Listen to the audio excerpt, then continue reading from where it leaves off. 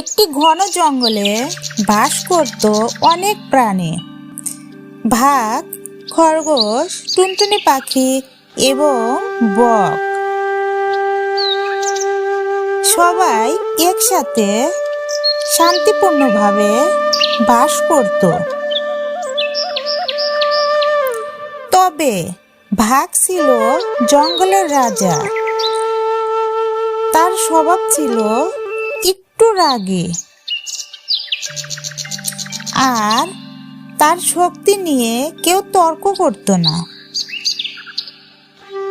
একদিন বাঘটি শিকার করতে বের হলো।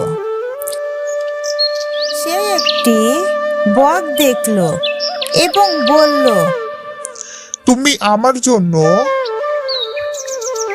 জল খুঁজে আনবে, আমি ততক্ষণে শিকার করছি। বকটি ভয়ে জল খুঁজতে গেল।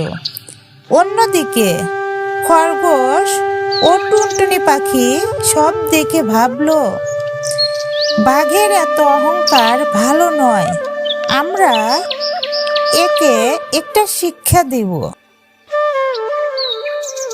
টুনটুনি পাখি বাঘের কাছে গিয়ে বলল, রাজা, আপনি এত বড় শিকারী, কিন্তু শুনেছি খরগোশ তো আপনার চেয়েও বেশি বুদ্ধিমান। আপনি কি তাকে হারাতে পারবেন? বাঘ রেগে গিয়ে বলল, আমি খরগোশকে সহজেই হারাবো, বলো কোথায় সে? খরগোশ জানতো বাঘ তার শত্রু, তাই সে একটি গভীর কুয়া খুঁজে বের করলো। তারপর বলল, ভাগ মশাই, আমি এমন এক ভাগকে চিনি যে আপনার মতোই শক্তিশালী। সে ওই কুয়ার মধ্যে থাকে। বাঘ রেগে গিয়ে কুয়ার কাছে গেল।